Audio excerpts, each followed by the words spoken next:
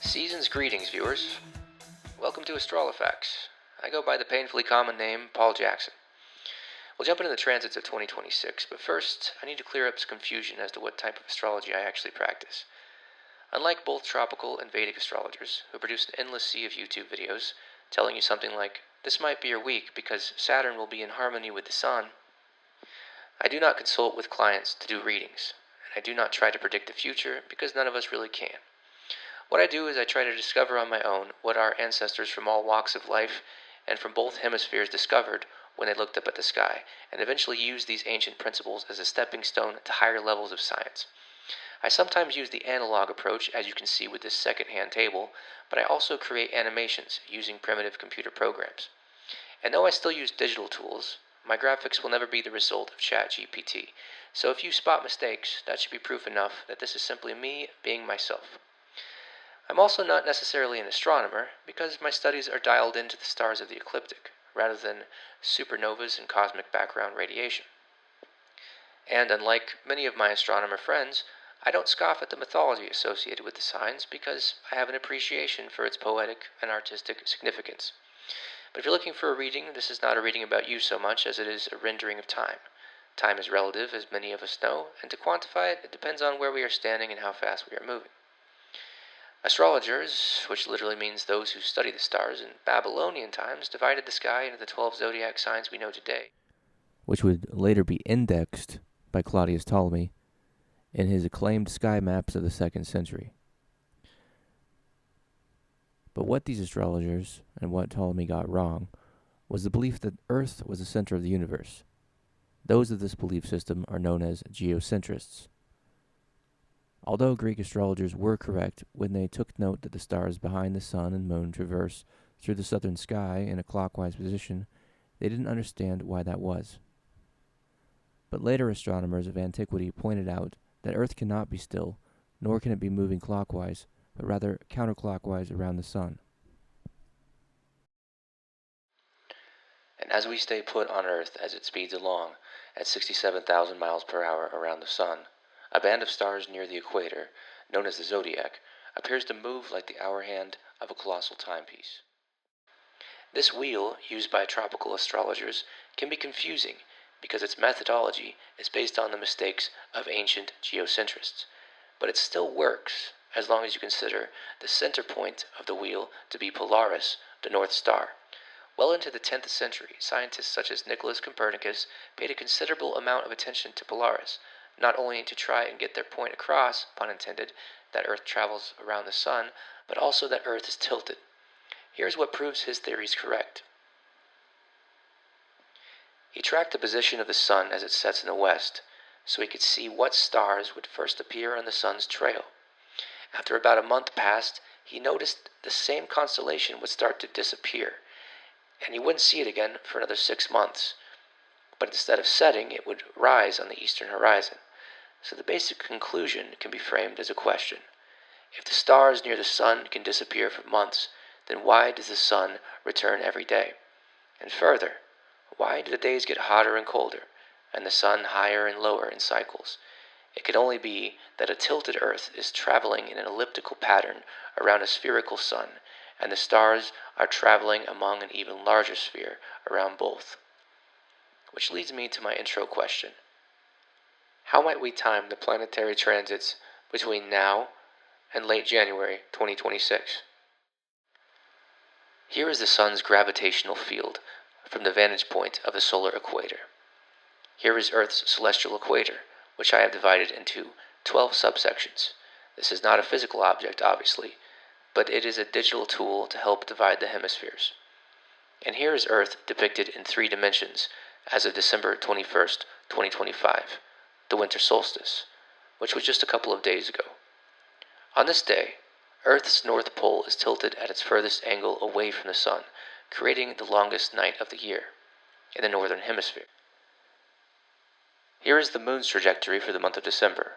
According to earthsky.org, on December 3rd, the moon was at its closest point to Earth, its perigee, and was at its furthest point, apogee, on December 17th. As of yesterday, December 27th, 2025, it was a waxing crescent at 18 degrees Pisces, and will reach its perigee again on New Year's Day, 2026. When we face the southern night sky at 12 o'clock a.m., the moon's trajectory is inverted here, but either direction you face, the moon still moves counterclockwise around Earth. This is because the moon moves upward, left to right, from this perspective at nighttime, and conversely, right to left, from a daytime perspective. But in regards to astrology, how can we reference the moon's position in correspondence to the stars? Well, if you are wondering what this symbolic character is, that is Pisces' mascot, the stringed fish, which is two fish tied together by a string, and it is based on the Greek myth of Aphrodite and Eros, who transformed into fish to escape from a giant man-serpent named Typhon. Aphrodite and Eros are tied together to represent their unbreakable bond, which is an example of the wisdom and poetry which astrology brings to the round table. The collection of stars behind the Pisces mascot is, of course, the Pisces constellation, which is a very large and dim region of the sky. What we see in the sky, however, is quite different from tropical time. Tropical time always assumes celestial objects are 23 degrees clockwise from their actual location in the sky. Case in point, as of yesterday, 27th of December 2025, the moon was 6 degrees tropical Aries. To distinguish the 2,000-year sign shift, which you may have read about in various articles published by NASA, let's make use of the tropical wheel. Tropical Pisces moves from the 9 o'clock position to the 10 o'clock position, 23 degrees from 18 degrees Pisces to 6 degrees Aries. This creates a conflict of interest because it assumes the Pisces constellation is now the Aries constellation, and this is because nature's clock has rather turned the sky counterclockwise, and all the while zodiac time assumed the sky hasn't changed. Though they are aware of this truth, tropical astrologers are still keeping time with respect to where the clocks were set 2,000 years ago. You might be confused, so let's summarize what this means. Tropical astrologers want to preserve time set by early astrologers so to never interrupt its rhythm. The moon is set to Aries by way of ancient time, 10 o'clock, and marked with this moon symbol on a man-made wheel. But nature's wheel, the sky, has turned to the 9 o'clock position over the course of 2,000 years. This is all due to the shifting of the poles, which moved us from the age of Aries to the age of Pisces. For more information about that, check out my video about the ages. And if you have found all this information valuable or even inspiring, please like, subscribe, and hit the notification button.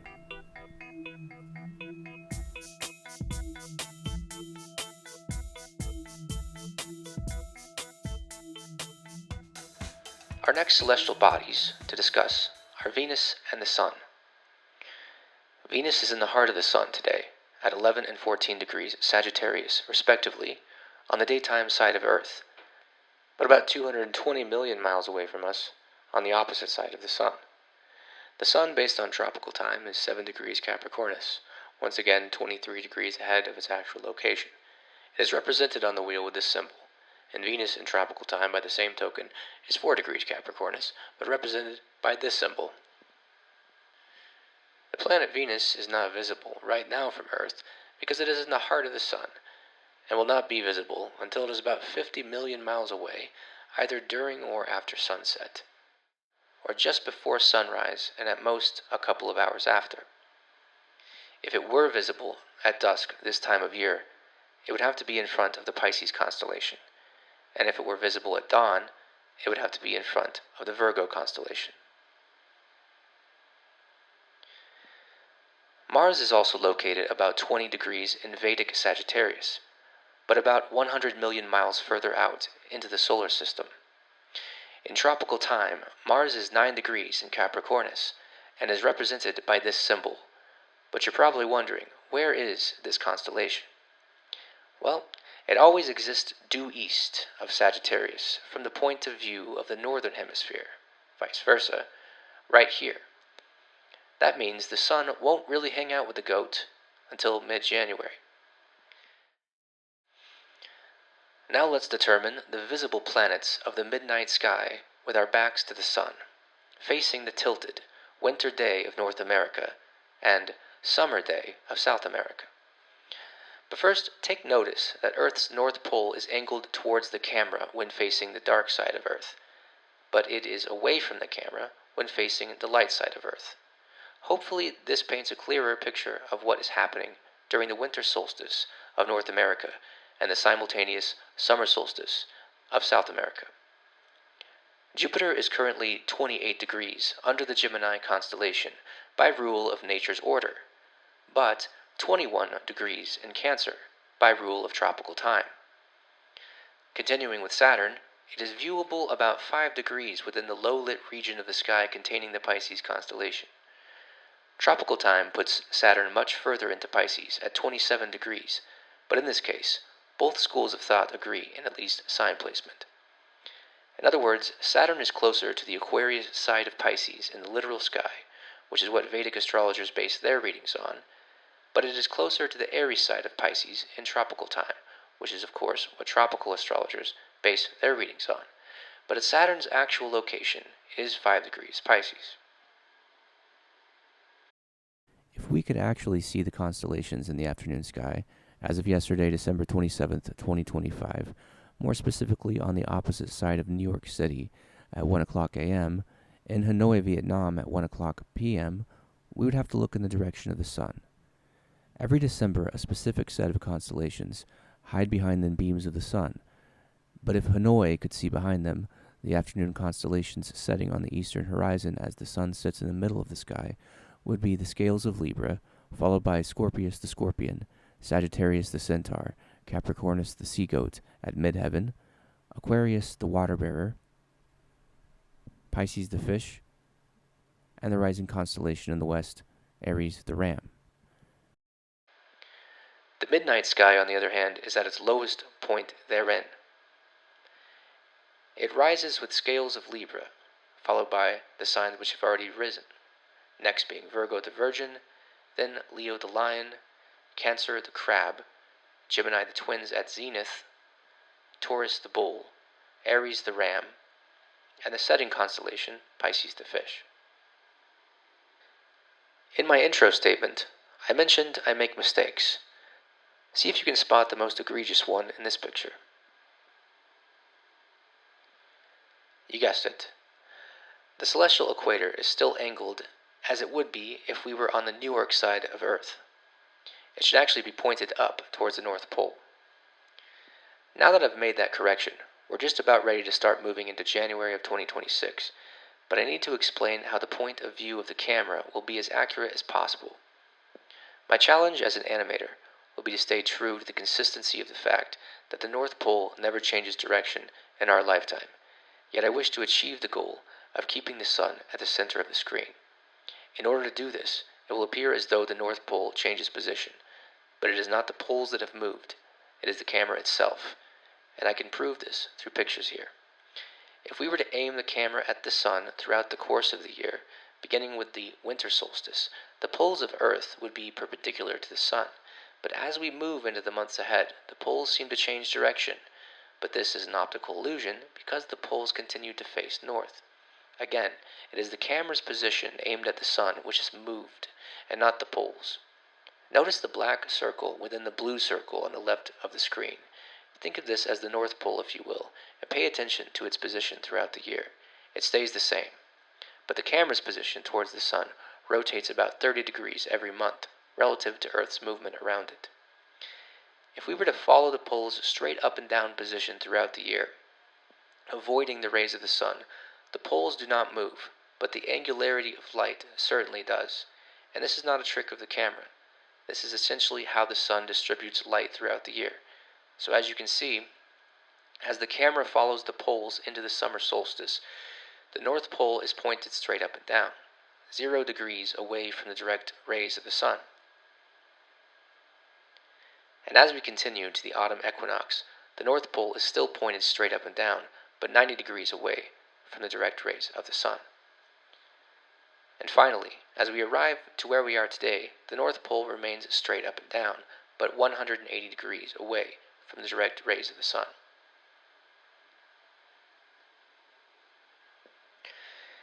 As we move from December 2025 into January 2026, notice that the camera angle has shifted towards the Sun as it followed the nocturnal side of Earth. Also, from what will be a consistent camera angle throughout this video, notice we can see the stars. But in actuality, the stars would not be visible, and the Sun's rays would probably look like this, because we would be without the shield of Earth's atmosphere and would be subject to an intense blinding light. Nevertheless, based on calculations of hundreds of years' worth of astrological research, which thankfully I didn't have to do by myself, if we could see the stars, they would probably look like this on January 26th, 2026, at 1 o'clock a.m. on this side of the planet.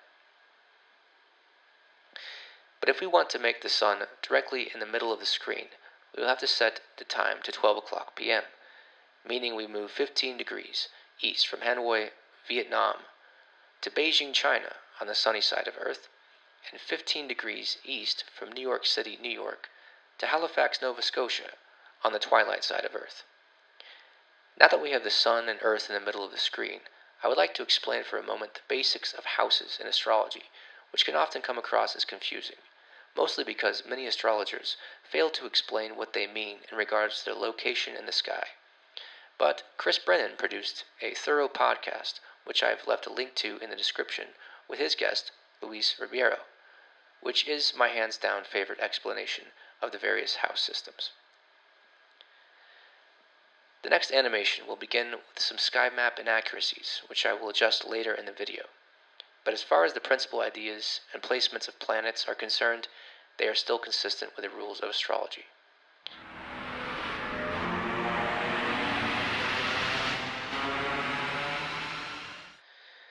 At high noon this upcoming mid-January, the Sun will reside in what we astrologers refer to as the 10th house, or midheaven.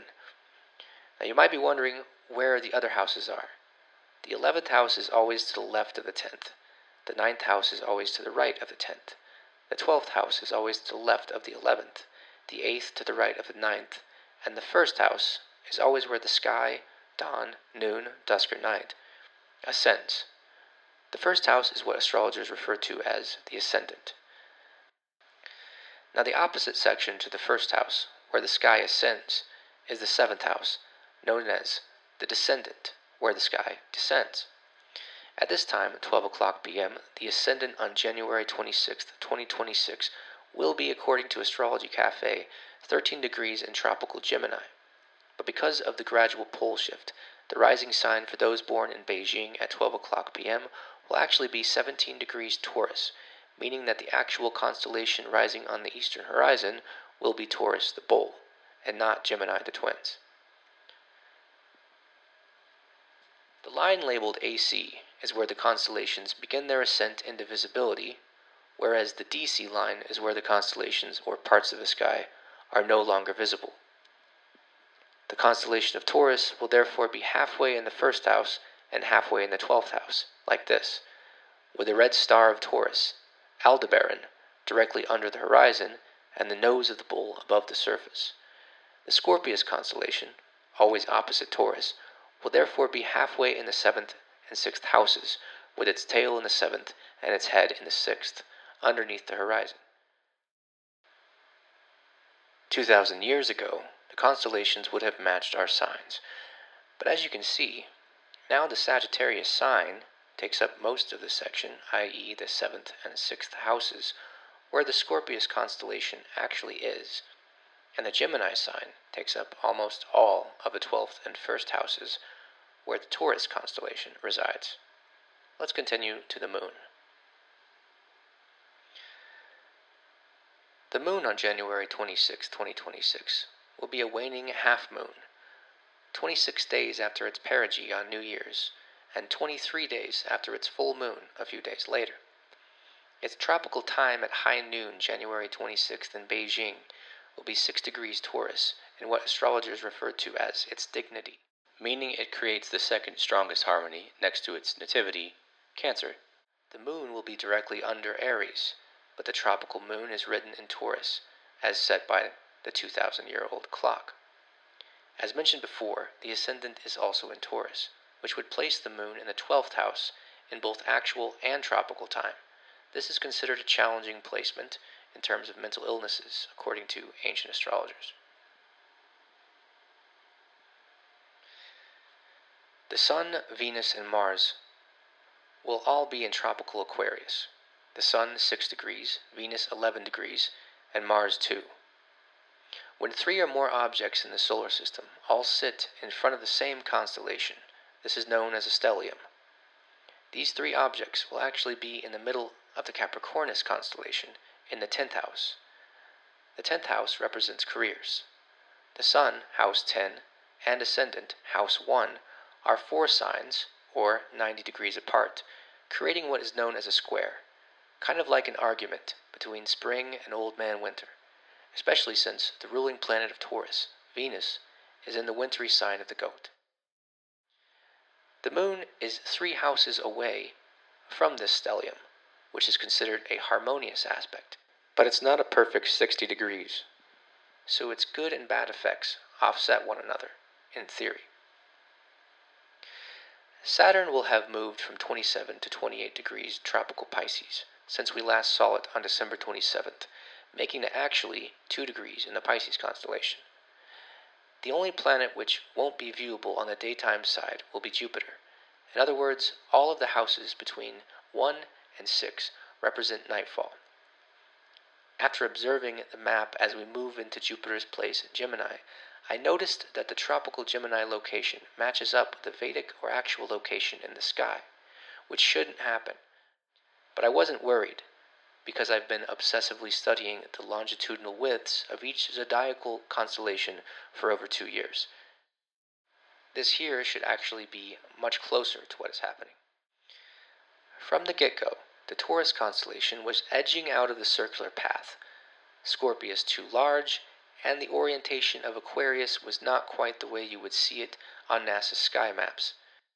From the perspective of Beijing, China, Jupiter here is below the horizon, in what astrologers refer to as the 3rd house, which ancient astrologers, such as Vettius Valens, represented as the house of communication and short-distance travel, which suggests that if you were, say, standing in Beijing mid-afternoon, it would be a good time to make a phone call to a brother or sister, because based on these ancient theories, Jupiter brings joy to the house it resides in. Now, although these theories will never be proven true, they are, in my opinion, an ancient RPG game like Dungeons & Dragons, which made for highly entertaining experiences in the same way that maybe a modern-day Netflix show provides for the bored masses. We are now reviewing the night sky from Halifax, Nova Scotia at midnight. Notice Jupiter, instead of being in the 3rd house, is now on the opposite side, in the 9th house, which represents works of literature and long-distance travel. The ruling planet of Sagittarius is Jupiter, and the 9th sign is Sagittarius, meaning the 9th house pulls influence from the Centaur, in theory. But since the 1st house is Scorpius, you would count 9 signs up from Scorpius and arrive at Cancer. So the crab effectively is in the house of the Centaur. Jupiter is also in what astrologers refer to as its joy in Cancer the crab. Now, if we were doing Vedic astrology, however, Jupiter would be in its fall, based on its actual location in the Gemini constellation. Signs and houses are different because signs represent where the planet is in the sky throughout a given month or year, but houses represent the angle of the sky within a given minute to maybe hour or 2. Anytime a planet is in its opposite sign, as it is here in Gemini, it reduces strength of influence greatly, because, in theory, oppositions are the most negative aspects in astrology. Though Jupiter is in its fall in Gemini based on the Tropical Rule Book, it is also in the 9th house, and Vedic Rule Book, but it's also in the 9th house, which is the house of its ruling sign, Sagittarius. So once again, the good and bad aspects offset one another, creating no effects at all. If we're talking about popular astrology we're all familiar with, tropical astrology, Jupiter is still in the 9th house, but in the planet Cancer. In this case, you get a double whammy of positive effects because Jupiter is in its joy in Cancer and also pulling energy from the Sagittarian 9th house, i.e. the 9th sign.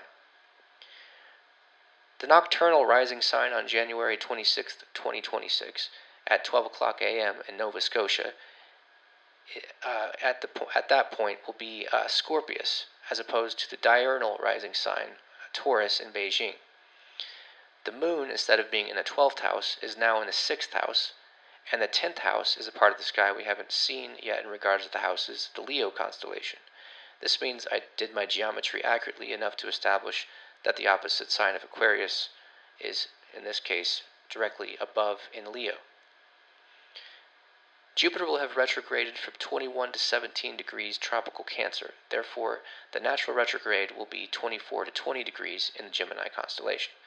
And when they say retrograde, this basically means the Earth is in the process of lapping Jupiter on the elliptical racetrack. Jupiter will also be the only planet moving backwards, and since Jupiter is in a beneficial position based on tropical scholars, when it is retrograde, this suggests a smoother road in our lives. Vedic astrologers believe quite the opposite, in that Jupiter is retrograding in its fall, but where they both come to terms of an agreement is in the house placements. That is, of course, if they are using the whole house method, which we will discuss in a later video. Thanks for listening, and please feel free to reach out in the comments. Have a great new year.